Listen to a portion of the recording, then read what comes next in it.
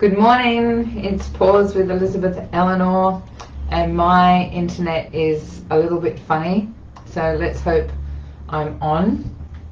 I'd love for someone to share and say hi. Let me just make sure my internet is playing up. Here I am, awesome. Oh, it's interrupted.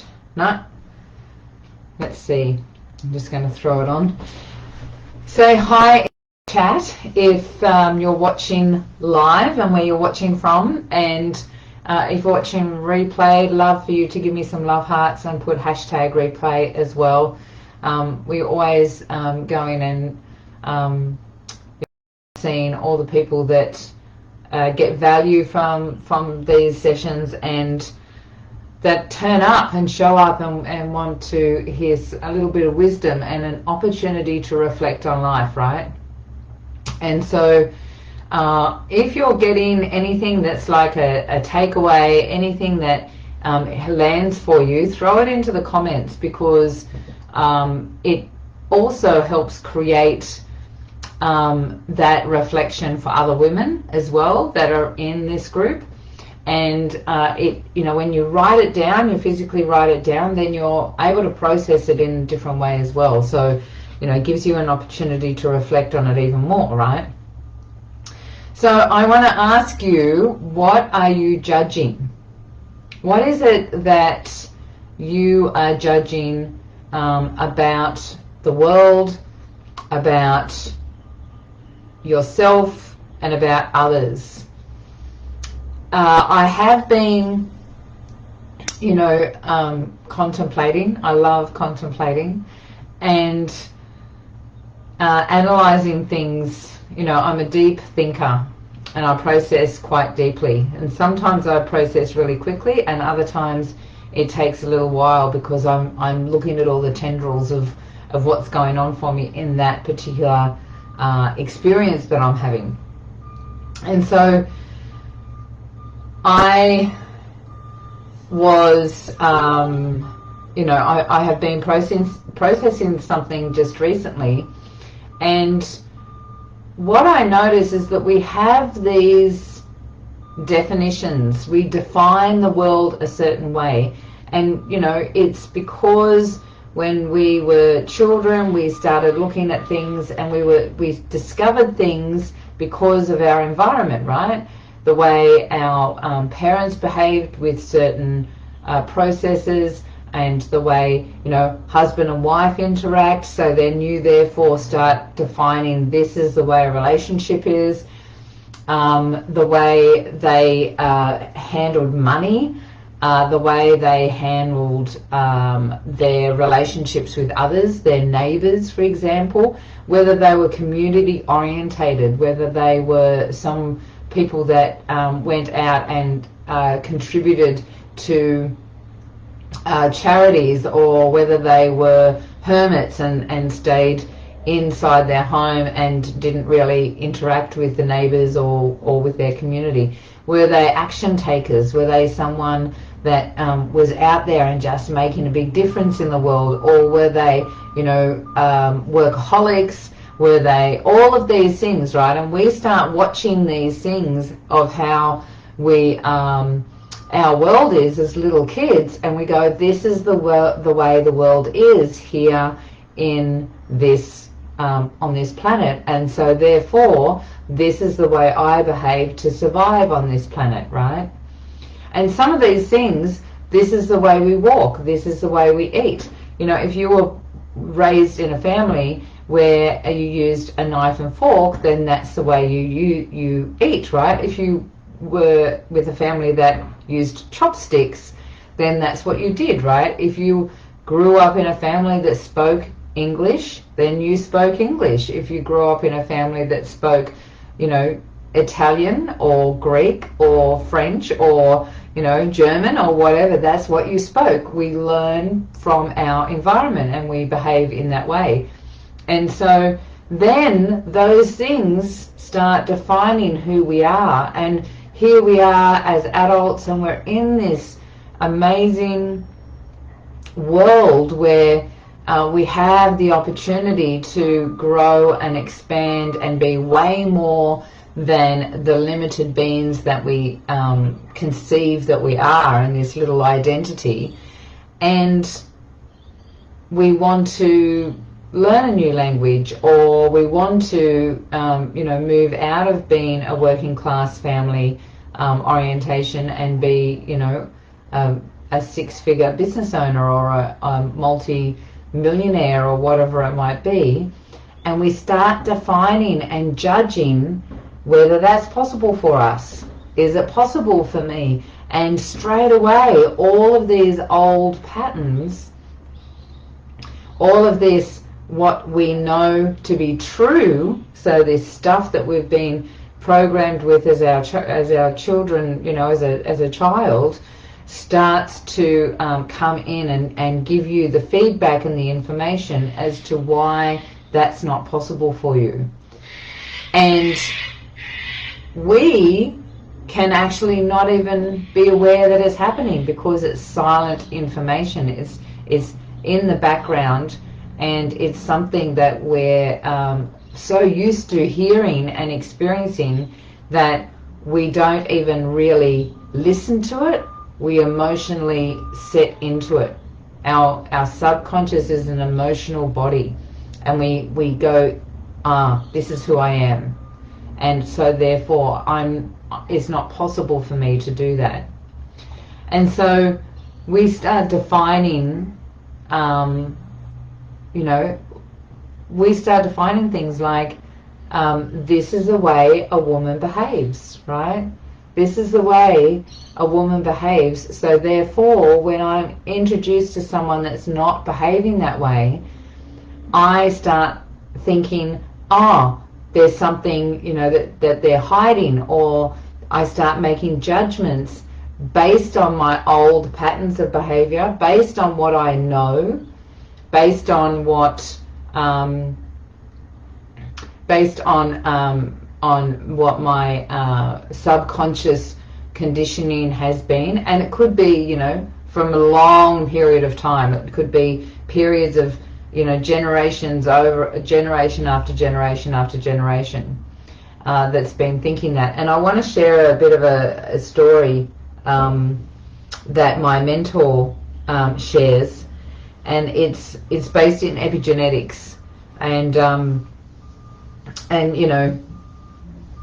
I am very opposed to animal testing and to animals being used for experiments and things like that. I in my 20s, I read a pretty intense book about animal testing and why it should stop, and that's what it was called actually. And so I do not agree with it and don't promote it at all, but when there's something already been there and the information is there, and this was not a bad test, but it was an example of how generation after generation can make a statement, a judgment, a definition about something, and then it stays generationally in that behavior.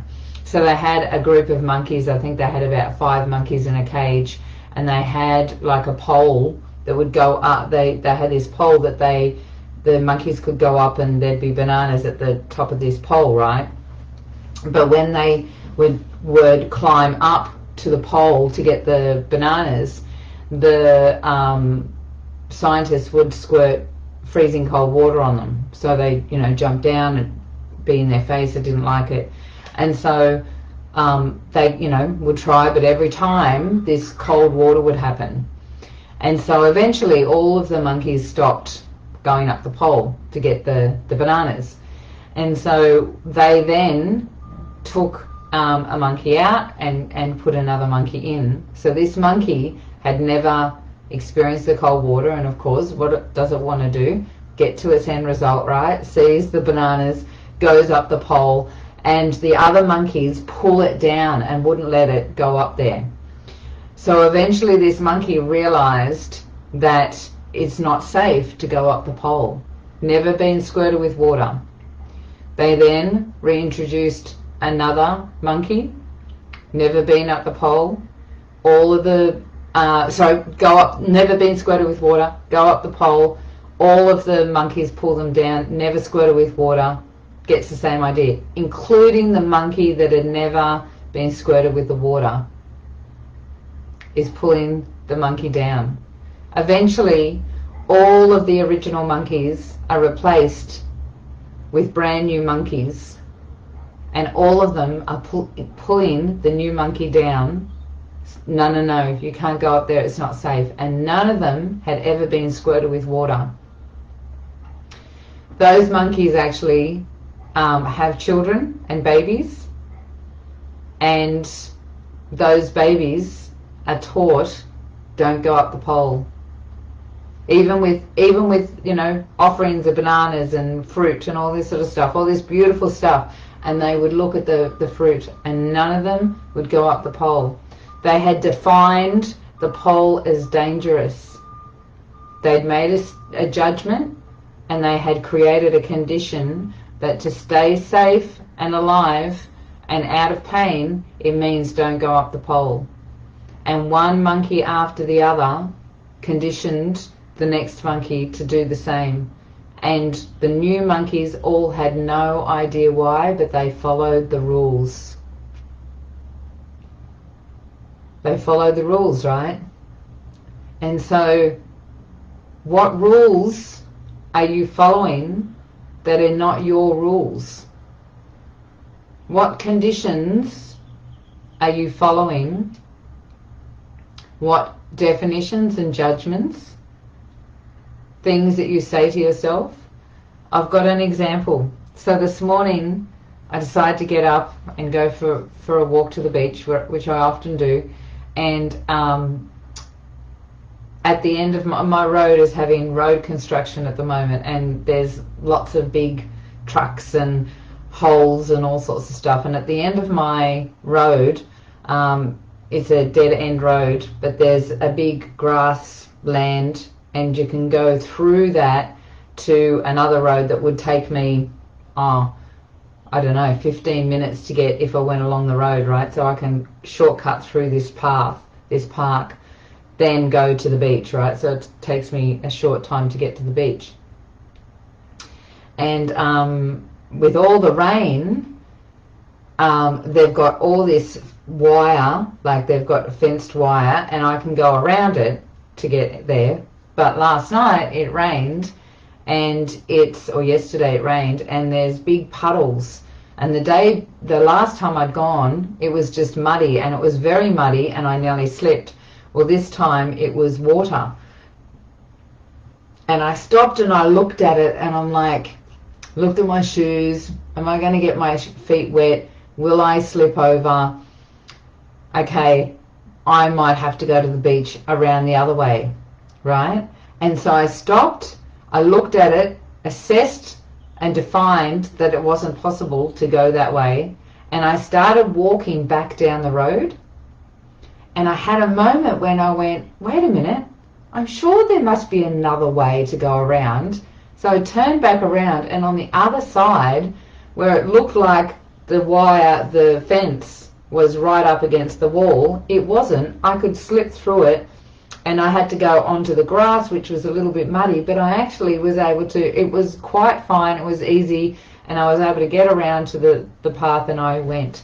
And I thought about how easily I've been doing this stuff for quite a while now. I've done a lot of processing, and just in the last 2 or 3 years is when I have been doing this new process called recoding that is magic. It clears all sorts of stuff, all of this old patterns and conditions.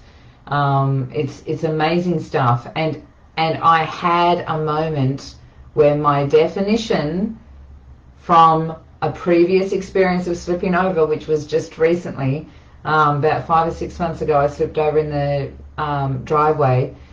Nellie stopped me from being able to access how I normally go, and just change my pattern and look for a different route. But because I've been doing this for a while, I saw it, I caught it, I stopped for a moment, I assessed my situation, and I recognized that there was an alternative route, and it was quick, easy, and I was able to go through and enjoy seeing the sunrise and being at the beach. And so we make all sorts of assumptions every single day. It's the way our brain processes information. It goes into, you know, what did we know from the past? What was it that we experienced in the past? And then we assess it now. And we assess it from our own conditions, from our own patterns, but we also assess it from generations of assessing, you know, how things are defined and how things work. And my cat's just about to come and be part of the process. And so we make judgments all the time. And in the spiritual arena, in this personal development, not so much in personal development, but definitely in spiritual circles, we've got this thing that judgment's wrong. And judgment's not wrong. We're constantly, you know, we've got to make a decision. Are we going to eat, you know, this healthy food, or are we going to eat, you know, hot chips or whatever? You know, there's an assessment and a judgment of, you know, which one's going to create the better possibility for me, for my future self, right? And if we're in our old patterns, we will, you know, and looking for comfort, or, you know, stopping ourselves from moving into a state that's unknown to us, we will tend to go for the junky food, you know, and make all these excuses of why we do that. Oh, you know, tomorrow I'll eat healthier, or tomorrow I'll do blah blah blah, right? I'll walk longer, or I'll do whatever. Because our old conditioning gets in the way. Judgment is a survival mode. It's when we start allowing judgments, definitions, and all these assessments and conditions that we have unconsciously created and have been created for us from the world, from you know, being influenced by social media, from, you know, media and the TV and ads, for example. All of these things that we get conditioned by silently, unconsciously, that are defining who we are. So my invitation to you is to be a woman of light. It's being able to assess and strip all of those definitions that no longer serve us, right? All of those unconscious patterns, to just be aware what is in your world and how are you interacting with your world. How are you behaving in your world? What is causing you to react to something, or how are you responding to something?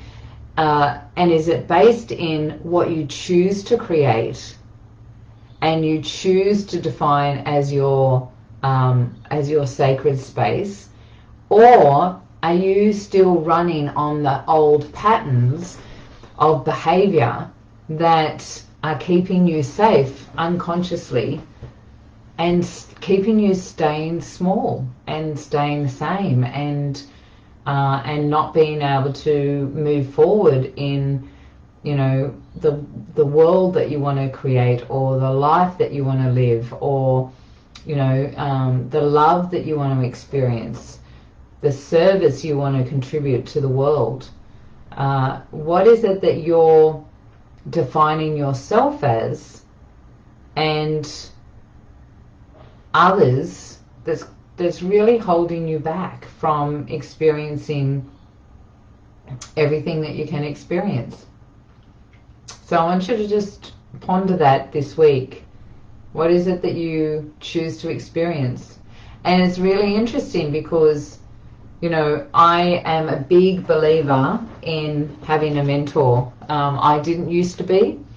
I thought that I could do it all by myself. I'm a bit of a loner. And I, when was it? It was when we started Women of Light, really. So that's coming up to 4 years ago now in September.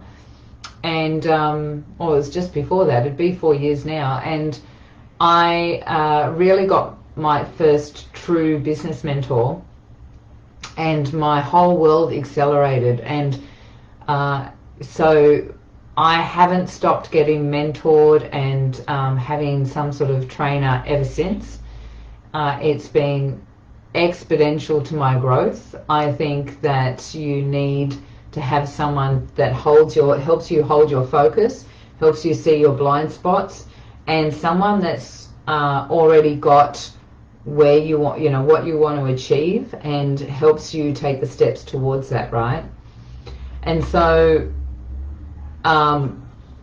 when I'm being mentored, I get the opportunity to stay focused and to stay and to be aware of what are my defining moments. What is it that I'm assessing as in this current reality with someone that has this much capacity and space to be serving my community, and who am I going to become, or who do I have to be now to become that person that is, influencing tens of thousands of women to wake up to their potential and to their divine light and to their wisdom, and to create this world. Who's coming with me? Who's moving towards, this beautiful, peaceful, joyful filled life that we all know, with pristine environment, and natural resources, and all of the things that us women really love about that sacredness of living on this planet. Who am I moving towards, and how can I be that person now? And so that's what I encourage you to do, is to be aware of that person that you're choosing to be, and are they being run by their old patterns, or are they moving and stepping into who they're choosing to be now and making choices from that. So that's pause for today. I'd like you to just consider those things, and look, if you are someone that really knows you've got way more potential than what you're actually experiencing right now, and you'd like to have a talk about it, because this is the stuff that we work on in my Conscious Creator Mastermind. We work with, keeping you focused on what it is that you choose to achieve, what you want to create and manifest, and also moving you into that place by clearing the resistance that may be generational, may be past lives, all stuck in your DNA. It's helping, the neural pathways shift. It's all based in science, epigenetics, and, magic sprinkled on top. It's all about, helping that process to clear all of those patterns, so that you can step into who you really, really know that you were divinely guided to be. Just a bit of a teaser, I've also got coming up, we haven't started promoting yet, but we've got a webinar coming up called Limitless Wealth, and I'm actually going to be, from that webinar, I'm going to be creating a 7-day money or abundance cheat codes experience, so that you can clear the resistance to creating money, and all those limiting beliefs that we have around money, that somehow money is not good if you're spiritual, right? That you have to play small. And I've got to tell you, you can't change lives when you're playing small. You can, maybe a couple, but when you've got big things to do on the planet, you want to be able to clear all that stuff from out of your energy field. So that's me. I hope you got value from that. Please put in the comments what landed. If you're interested in finding out about limitless wealth, put wealth in the comments and we will send you the link as a teaser. I think we're just starting to promote now. And yeah, enjoy your week. Have an opportunity to pause and reflect. And we will catch you on Wednesday Wisdom potentially. See ya.